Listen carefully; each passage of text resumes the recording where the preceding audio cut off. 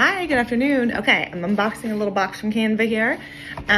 When I went to DomCon a couple weeks ago, I went to a wonderful presentation by the Kink Collective. Highly recommend checking them out. And they handed out these little cards, but I didn't want to take a whole stack of their cards, but I wanted to have these cards to give to clients. I thought they were so helpful. So I printed my own version, crediting them, the Kink Collective, that's their website. I will tag them in this post as well because it was so good, and this is exactly what they shared, and I wanted to make, also kind of wanted cuter colors, but these are great cards. They're a shorthand negotiation for pickup play, and they used a little acronym, MITPISA, and I thought this was really cool, not only just for pickup play in the kink community, but really like a lot of different sexual experiences. I thought this could be a really helpful tool to give people. So I have these available at my office now. If you come in person and you want one, let me know. I'm happy to give you some. Like if you're coming for group next Monday, feel free to take one. But basically what the Kink Collective said was they use this shorthand acronym. Basically the M is marks. Are you okay with marks? The I is injury or illnesses, and that's like letting people know if you have any injuries or illnesses. T is triggers, turnoffs, tone, and time. So letting people know any triggers or turnoffs you have, letting people know like how much time do you have. Feels very relevant, especially in our busy lives. The P is proximity or people. How close can people be? How close can you be to each other? Like what are the boundaries of touch? And some of this makes more sense at a play party, like other people being around.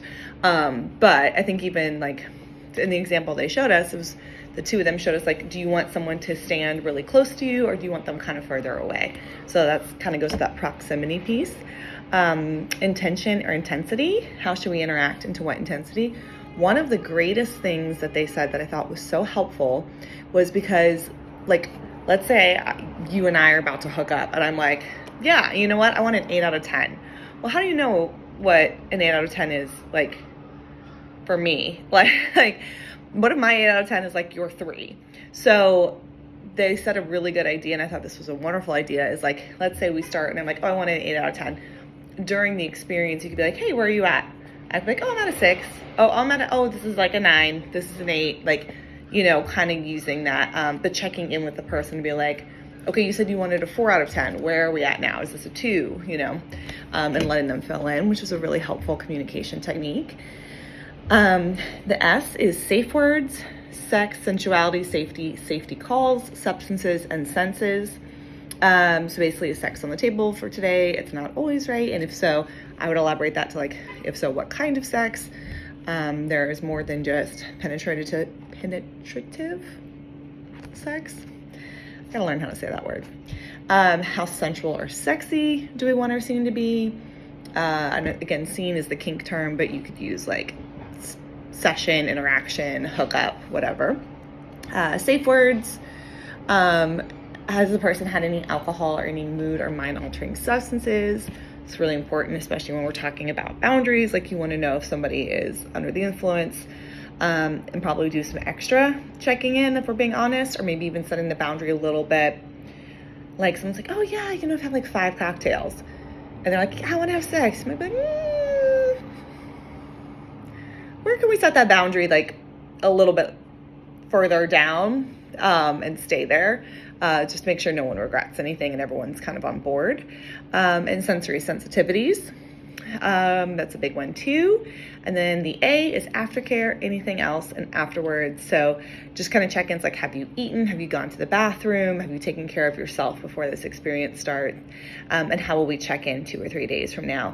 And I think that aftercare piece, and my experience of being a therapist that works with people in relationships, is one of the most overlooked and forgotten things, whether we're talking about kink or hooking up, having sex, whatever, in dating, is I think there's a real lack of knowledge and understanding about aftercare.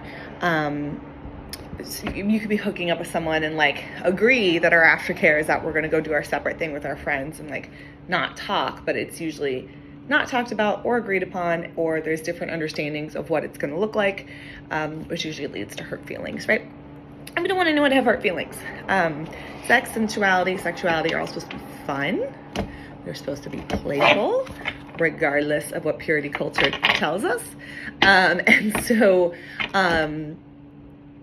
like, having these misunderstandings, having this lack of communication, can make things really much more painful or harmful than we would like them to be, right? And like, obviously that is an area that is ripe. And again, I'm always talking about sex and not sexual assault. Sexual assault is not sex. In my mind, it is assault.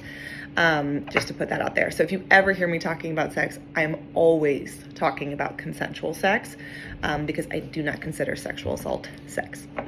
And I can go into that in a different category. That will be a more explicit video, so I will put trigger warnings when I explain why I do not believe it to be sex.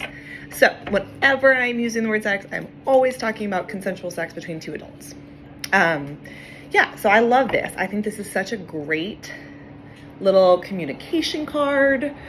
Shout out to the Kink Collective. They were amazing. I highly recommend. I believe they're based in New York.